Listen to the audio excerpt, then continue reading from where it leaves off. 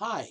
Previously, we listed the genealogy of Jacob, and he had 12 sons, and they lived just outside of Bethlehem. So we get today to the closing of Genesis chapter 35, the last 3 verses. And we start reading here, verse 27. And Jacob came to Isaac, his father, to Mamre, to the city of Arba, which is Hebron, where Abraham and Isaac sojourned. Folks, they moved down there.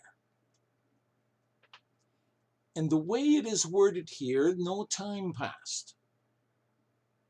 But I must say, time did pass. There is an unspecified time between verse 27 and then verse 28 and 29. And I'll give you the reason later as I unpack this. And the days of Isaac were 180 years. And Isaac gave up the ghost and died, and was gathered unto his people, being old and full of days. And his sons, Esau and Jacob, buried him. So as we close this chapter, we read this. And Jacob came unto Isaac his father, unto Mamre, and the city of Arba, which is Hebron. And Hebron is there today. There is actually a Hebron on that site, where Abraham and Isaac sojourned. See, Hebron is located in the West Bank, which Israel has now annexed as of this date. But I digress. No mention here is made of his mother. In all likelihood, she died even before Jacob ever returned to Canaan. Isaac, being alone and very old, and sensing that the time of his death would draw near, probably had sent for Jacob to come with his family to be with him.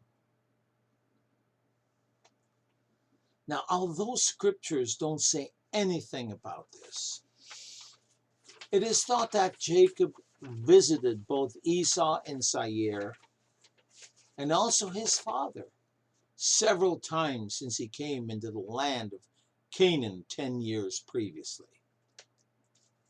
This time, however, he came with his whole family to abide with his father, Isaac. On purpose, Moses did not tell us in verse 27 how old Isaac was when Jacob was invited.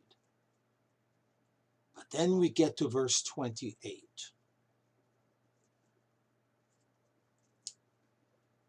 So, before we get to that,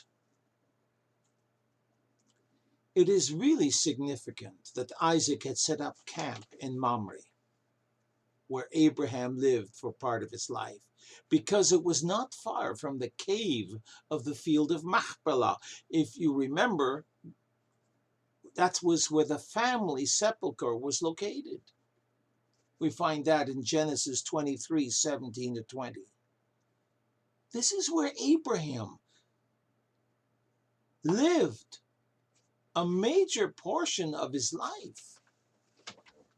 And here was where Isaac located himself, expecting to die at any moment.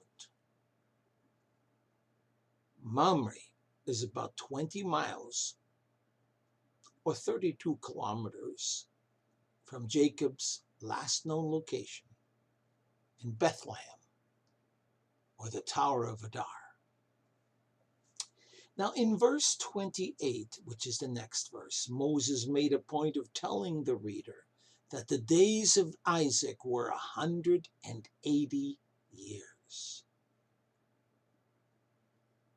He lived for 40 years after he made his will, after he gave his blessing to Jacob. Jacob at this time was 120 years of age, being born when his father was 60. Note also that when all this was going on, what we're about to witness in verse 29, Joseph, unbeknownst to his family, was now 29 years of age and living in Egypt. Now, we all may have heard the story of Joseph, but starting in verse 37, let's see if we can discover things that we never thought of before.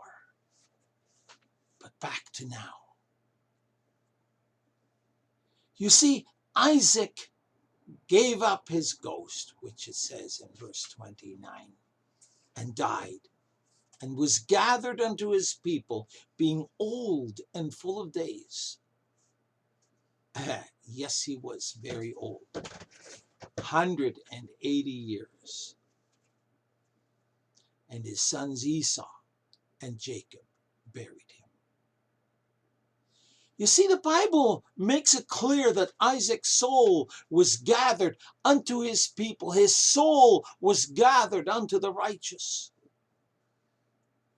Of course, his sons Esau and Jacob buried him in the cave of Machpelah near Mamre, where he lived and died, and where the parents and Rebekah, his wife, were buried. Esau was very probably sent for upon his father's death, or probably a little bit before it. This also shows that there was a reconciliation between Jacob and Esau. As they solemnized their father's funeral, they both buried him. They were now wonderfully united in brotherly love.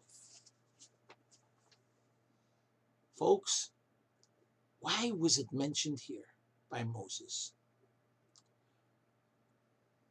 It's to show how graciously God had changed Esau.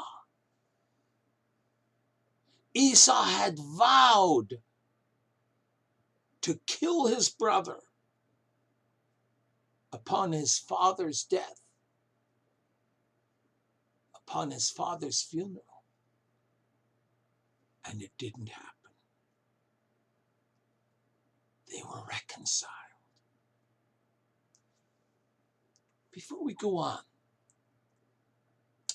it appears a final note in this chapter really is in order. Although it appears by simple math, we do our math. As a matter of fact, I did math all the way through Genesis. How old are they now? How old are they now? How old are they now?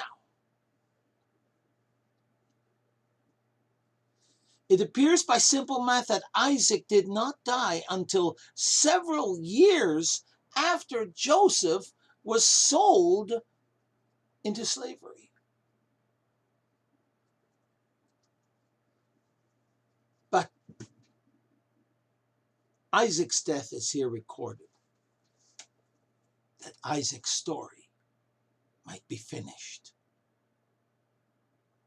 And now we're ready to start the story of Joseph, which won't start until chapter 37. And the story of Joseph can then go on without interruption. Another thing, it really is amazing how God can change us and even bring true forgiveness, as we saw between Esau and Jacob. Although Esau held no grudge against Jacob, his children, however, did. Remember, his children were now grown up and they heard the stories of their dad, how wicked Uncle Jacob was, and how he got cheated out of everything. They remembered all the stories their father must have said. Did Esau said it right? Oh no, he's a man that lived one day to the next. He probably overlooked telling his children all is changed. And because of this, the nation of Edom became one of the fiercest and ferocious enemies against Israel. You know what? This should teach us a lesson.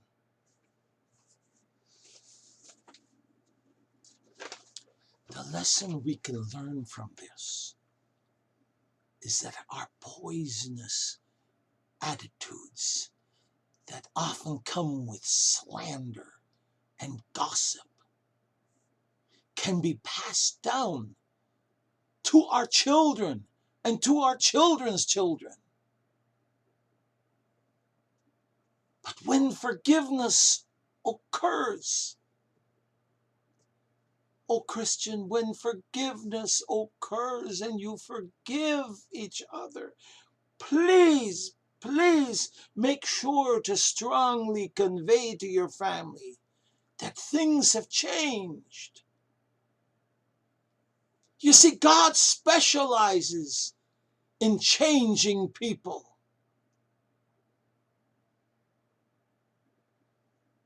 If you don't make things right, there's often hell to pay, as Satan gets his deceitful fingers, his deceitful lies in to twist and misinterpret to the point of bitter enmity. Think of the lesson of Edom, who feuded with Israel for centuries.